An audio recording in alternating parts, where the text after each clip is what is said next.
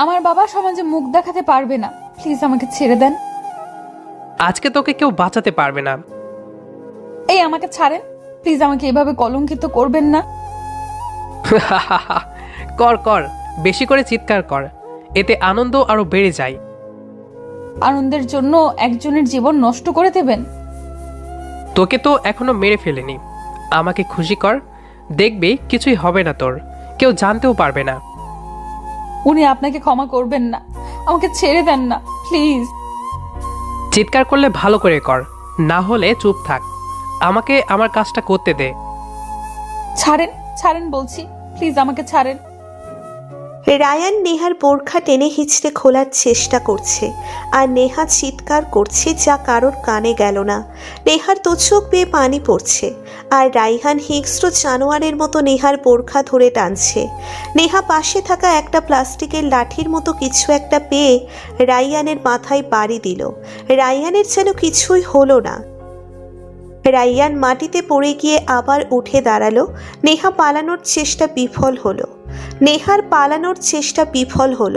নেহা এবার একেবারে কোণঠাসা একটা অবস্থায় পড়ে গেছে। না পারছে কিছু করতে, আর না পারছে পালাতে।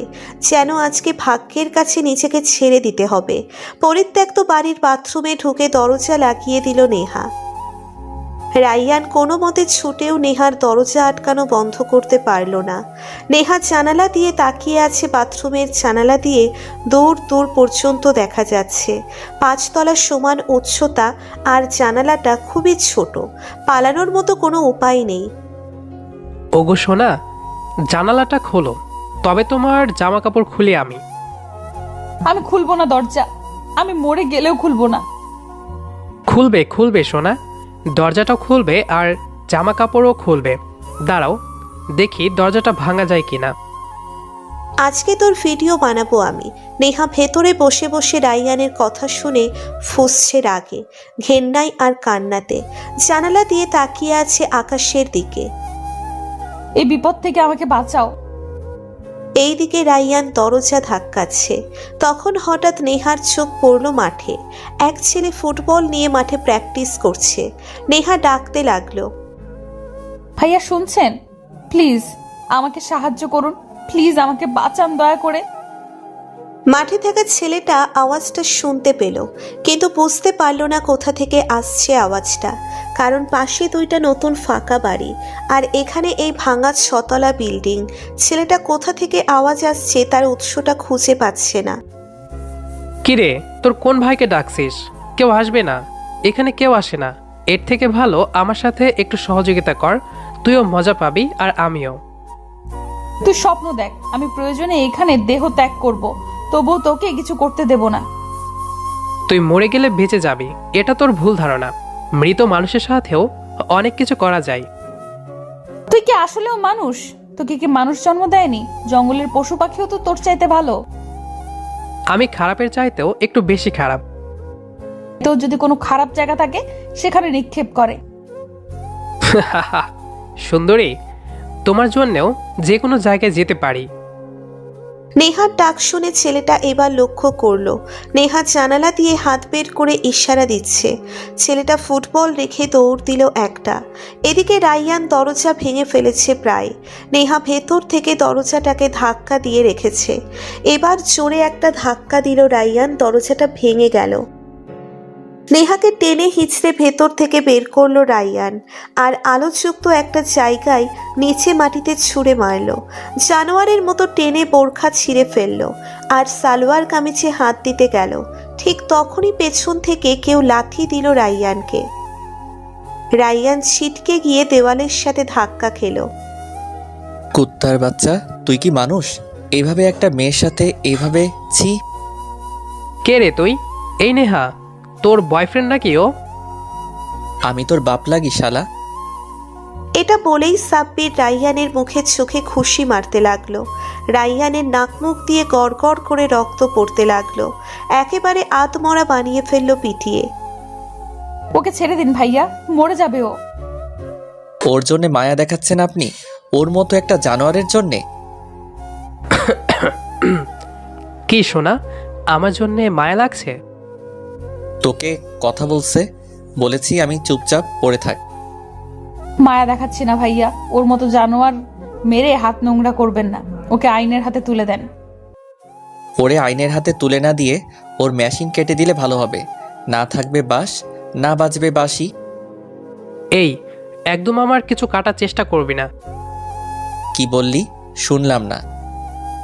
ভাই, আমার মেশিন কাটবেন না। তাহলে এই ব্যাপার, তুই বাসায় বউ রেখে এসব করিস? দাঁড়া, আজকে তোর একদিন কি আমার একদিন। সাব্বির থানায় ফোন দেয় এবং সব খুলে বলে। তৎক্ষণাৎ পুলিশ চলে আসে আর রাইয়ানকে গ্রেফতার করে নিয়ে যায়। নেহার বাড়িতে নেহাকে দিয়ে আসে পুলিশ। সাব্বিরের নানু বাড়ি আর নেহাদের বাড়ি পাশাপাশি।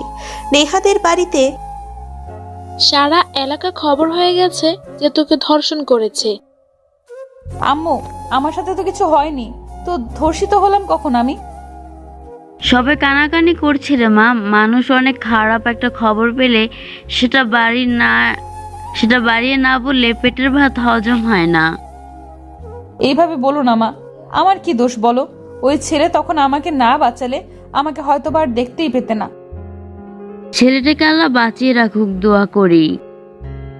এরপর থেকেই নেহার জীবনে কাল রাত্রি নেমে আসে।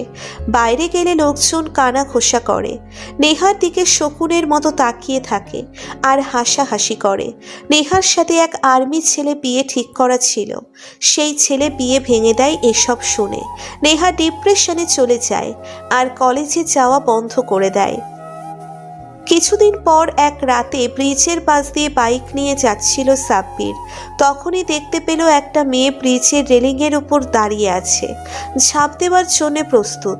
সাব্বির বাইক থামিয়ে মেয়েটাকে ডাক দিলে মেয়েটা শুনতে পেল না, তাই সাব্বির মেয়েটাকে পেছন থেকে টান দিয়ে নিচে নামিয়ে দিল আর একটা থাপ্পড় দিল। মেয়েটা মুখ থেকে চুল সরাতেই সাব্বির অবাক, কারণ এই মেয়ে ছিল সেই মেয়ে যাকে সে ওই দিন বাঁচিয়েছিল। আমাকে বাঁচাতে গেলেন কেন? আমাকে মরতে দেন, আমি মরে যাব। এই, আপনি নেহা না? একটা মারবো কানের নিচে। এইভাবে কেউ নিজেকে শেষ করে দেয়? কি করব বলেন? আমার আম্মু আব্বু সমাজে মুখ দেখাতে পারছেন না আমি ধর্ষিতা, সেটা সবাই বিশ্বাস করে। কলেজের ছাত্রছাত্রীরাও পর্যন্ত আমাকে নিয়ে মজা করে। এখন আমি মরে গেলেই সব শান্তি। বোকা মেয়ে, লোকের কথায় কান না দিয়ে নিজেকে তো নিজে জানো, তো এইভাবে হাল ছেড়ে দিচ্ছ কেন? আমার বিয়েটা পর্যন্ত ভেঙে গেছে জানেন। ওই ছেলের পরিবার থেকে সাফ মানা করে দিয়েছে যে তারা এই সম্পর্কে জড়াবে না। হায় রে মানুষ। আচ্ছা, এখন চলুন, রাত হয়েছে অনেক, এই জায়গা ভালো না। চলেন, আমি বাড়ি পৌঁছে দিচ্ছি। না, আমি বাড়ি যাব না, প্লিজ। বাইকে উঠে বসেন, কথা বলবেন না কোনো। নেহা বাইকের পেছনে উঠে বসতেই সাব্বির বাইক স্টার্ট করে নেহাকে নিয়ে বাড়ি গেল। এই মেয়ে, তুই কোথায় গিয়েছিলি এত রাতে? আন্টি, ওকে বকবেন না। ও আসলে কিভাবে যে বলি, ও সুইসাইড করতে গিয়েছিল, আমি দেখে ফেলাই ভাগ্যিস। কি? এই পাগলি, তোকে কেউ আমরা কিছু বলেছি? তুই কেন এমন করতে গেলি? আম্মু, আমি চাই না কেউ আর তোমাদের দিকে আঙুল তুলে তাকাক, তাই নিজেকে। এই জন্য আত্মহত্যা? জীবনটা খুব সস্তা, মানুষের কথা কান দিবি না একদম। বাসায় থাকবি আর তোর জন্য ছেলে দেখে তোকে বিয়ে দিয়ে দিব। কেউ বিয়ে না করলে এ বাড়িতে থাকবি। তোর মা বাবা এখনো বেঁচে আছে। আন্টি, আমি এখন আসি, রাত হয়েছে অনেক, দাদা দাদি টেনশন করবে। বাবা, তোমাকে কি বলে ধন্যবাদ জানাবো? তুমি দুবার আমার মেয়েকে বাঁচালে। তুমি রাতটা থেকে যাও বাবা, রাত্রেবেলা রাস্তাঘাট ভালো না। না আন্টি, সমস্যা হবে না, আমি চলে যেতে পারবো। তাহলে বাবা অন্তত কিছু খেয়ে যাও। এক গ্লাস পানি খাওয়ান আন্টি। আচ্ছা বাবা, বসো তুমি, আমি যাব আর আসবো। পানি খেয়ে সাব্বির বেরিয়ে যায়। যাওয়ার সময় পাশের বাসার এক খালা দেখে ফেলে সাব্বিরকে। সাব্বিরও আর দাদা দাদির বাড়িতে না গিয়ে নানু বাসায় থেকে যায়। বলে রাখি, সাব্বিরের আব্বু আম্মু কয়েক বছর আগে সড়ক দুর্ঘটনায় মারা গিয়েছেন। সকালে সাব্বির বাইক নিয়ে যাচ্ছিল, তখনই নেহাদের বাড়ির সামনে মানুষজনের ভিড় দেখতে পেল। তাই বাইক থামিয়ে এগিয়ে গেল। দেখতে পেল ভেতরে পাশের বাড়ির খালার চেঁচামেচি করছে আর বলাবলি করছে যে মেয়ে বড় হয়েছে। ধর্ষণের কলঙ্ক চড়েছে কপালে, তার উপর রাত দুপুরে ছেলেদের সাথে মেলামেশা। এমন মেয়ে সমাজে থাকলে ওনাদের মেয়েরা কি শিখবে? আমি পাশ থেকে দাঁড়িয়ে সবটা শুনছি আর আমার মাথা প্রচুর গরম হচ্ছে, কারণ মানুষ কতটা নিচু স্বভাবের হলে এরকমভাবে কাউকে নিয়ে মন্তব্য করতে পারে। কোথায় মেয়েটার পাশে দাঁড়াবে সান্ত্বনা দেওয়ার জন্যে উল্টো উস্কানি দিচ্ছে। আমি আর কথা না বলে পারলাম না। এই আপনাদের সমস্যাটা কি? হ্যাঁ, আপনারা কি আদৌ মানুষ? আপনাদের ঘরে মেয়ে নেই, মেয়েটাকে সান্ত্বনা না দিয়ে উল্টো উস্কানি দিচ্ছেন। বাবা তুমি কিছু বলো না, ওর উপরে তোমাকে নিয়ে উল্টাপাল্টা কথা বলবে। ওনারা তো এগুলোই পারে, আর এই কথাগুলোর জন্যেই কালকে রাত্রে মেয়েটা আত্মহত্যা করতে গিয়েছিল। কি এখন কথা বলছেন না কেন? এই যে খালা, আপনি তো কালকে এখান থেকে যেতে দেখেছেন আমাকে রাতে। হ্যাঁ দেখেছি তো, আর সেই জন্যই তো বললাম রাত দুপুরে ঘুরে বেড়াও। তো নেহার সাথে আমাকে খারাপ কিছু করতে দেখেছেন? না, তোমাকে তো বাইক নিয়ে যেতে দেখলাম। তাহলে কারণ না জেনে উল্টাপাল্টা বলছেন কেন? ও আত্মহত্যা করতে গিয়েছিল। আপনাদের এই কথাগুলোর জন্যে আপনারা তো ধর্ষকের চাইতে বেশি খারাপ। ধর্ষক তো টর্চার করে, মারে, আর আপনারা কথা শুনিয়েই মানুষ মেরে ফেলেন। আমরা তো ওইভাবে বলি নাই, আর আত্মহত্যা তো আমরা করতে বলি নাই। আপনাদের তো কোনো শরম লজ্জা নেই। এতগুলো কথা বললাম তারপরে মুখ চালাচ্ছেন নির্লজ্জের মতো। আর আন্টি, আপনি কান্না করছেন কেন? একদম কান্না করবেন না, এমন কিছুই হয়নি যে কান্না করবেন। নেহাকে ডাক দেন। বাবা তুমি এভাবে কথাগুলো বললে কান্না না করে পারলাম না। আমার এত লক্ষ্মী একটা মেয়ে কোনোদিন কোনো ছেলের সাথে কথা পর্যন্ত বলেনি, আর একদিনে ওর জীবনটা কেমন নরক হয়ে গেল। নেহা, এই নেহা, তোকে তোর সাব্বির ভাইয়া ডাকতেছে, এইদিকে আয় মা।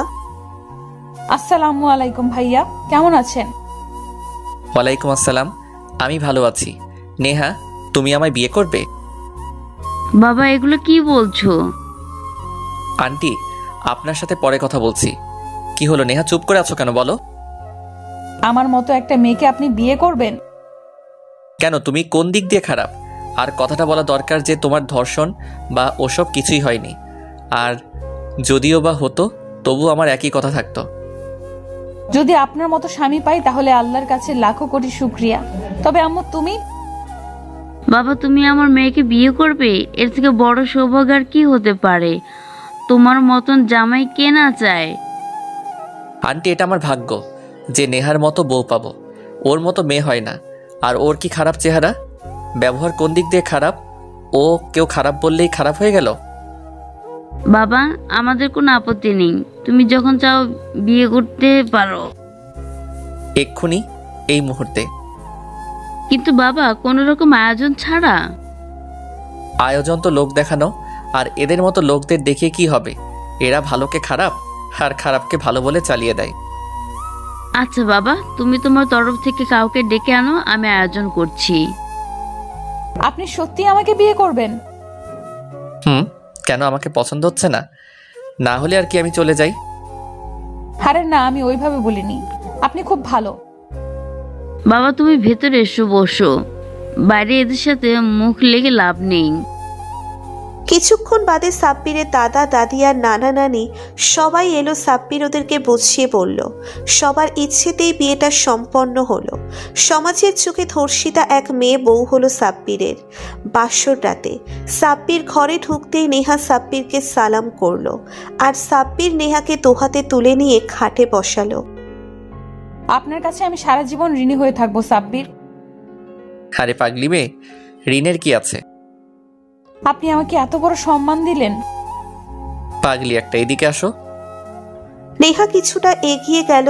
সাব্বির নেহার কানের কাছে মুখ নিয়ে গেল আর ফিসফিস করে বলতে লাগলো, নেহা তোমাকে খুব সুন্দর লাগছে, পরীদের মতো। আপনার জন্যই তো সেজেছি। শুধু আমার জন্যেই? আজ থেকে আমি শুধু আপনার, আর কারণ না। আমাকে কোনোদিনও কষ্ট দেবেন না তো? সাব্বির নেহার কথায় কোনো উত্তর না দিয়ে নেহাকে জড়িয়ে ধরলো আর নেহাকে কিস করতে লাগলো। নেহা ভদ্র মেয়ের মতো সাই দিচ্ছে, রাত ঘনাচ্ছে আর সম্পর্কটা পরিপূর্ণতা পাচ্ছে। একে অপরে মিশে যাচ্ছে দুজন।